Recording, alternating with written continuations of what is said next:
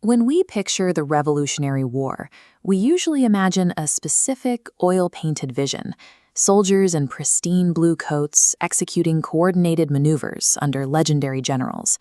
The reality of how the colonies actually sustained that effort is recorded in a far less glamorous archive.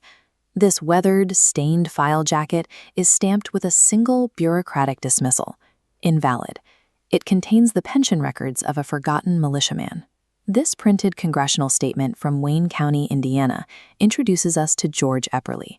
By 1832, he was an old man standing before a local probate court, trying to prove his wartime service to secure an allowance of $24.66 a year. To claim that payout, the federal government required Epperly to swear under oath and detail his every movement in the ranks. His testimony outlines a stint of 7 months and 11 days, broken into 3 disjointed tours. Epperly's record provides a window into the actual mechanics of the war. The colonies kept their forces functional through the piecemeal, temporary service of ordinary locals rather than a purely professional standing army. This handwritten biographical declaration from 1832 details his first tour in December 1776. Epperly was a teenager stepping in to serve as a legal substitute for his father, Jacob. This was the core mechanism of the colonial draft: substitution.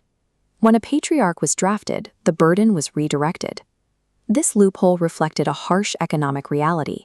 Landowners stayed home while front lines were filled with the young and vulnerable paid to replace them. Epperly took his father's place and marched into a freezing winter campaign, eventually making his way toward Trenton, New Jersey. Substitution allowed the militia system to maintain its numbers even as the initial fervor of the revolution began to fade, tapping into a pool of young men who could be bought to take another's place. This typewritten summary outlines his second tour, beginning in August 1777. Epperly served as a substitute once again, this time for a man named Matthias, and marched to Chadds Ford under the command of General Anthony Wayne. He was thrown into a disastrous ambush at the White Horse Tavern. The unit was attacked by the British in a torrential downpour, leading to a disorganized retreat through the mud. This event exposes the tactical limitations of the militia. These men lacked the rigorous training required to stand toe-to-toe with disciplined British regulars in a formal pitched battle. Continental commanders like Wayne used these untrained units as scouts and protective screens. They were effectively used to shield the highly valuable regular army from direct assault. In combat, the militia's role was to act as a shock absorber. They took the initial blows and delayed the British advance, buying time for the professional forces at massive personal risk. In January 1782, Epperly was drafted directly for his third tour. He was ordered to Fredericktown, Maryland, for an assignment that highlights the logistical side of winning the war. His task was to guard the massive influx of British soldiers captured alongside Lord Cornwallis. The late stages of the war created a logistical nightmare. The new nation had thousands of enemy combatants to secure, but no dedicated federal prison infrastructure to hold them. Local militias were the only available solution. By using them as a decentralized prison guard system, the regular Continental forces remained free to maintain military pressure elsewhere. Standing watch over defeated enemies in the freezing mud of a Maryland winter was unglamorous work, but it was essential to maintaining the tactical momentum that secured American independence.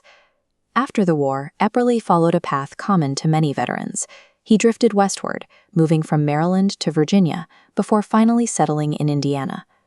In 1936, a century and a half after his service, a civilian reached out to the federal government. This letter from Mrs. Voyle Martindale is an attempt to unearth the long-buried details of George Epperly's record. George Epperly's record is a testament to the unglamorous labor of the Revolution, a man who showed up, stood in the rain, and performed the specific, tedious tasks required of him. History is rarely carried by giants alone. The foundation of the United States was dragged across the finish line through the piecemeal service of ordinary people, whose contributions survive today only as paper ghosts.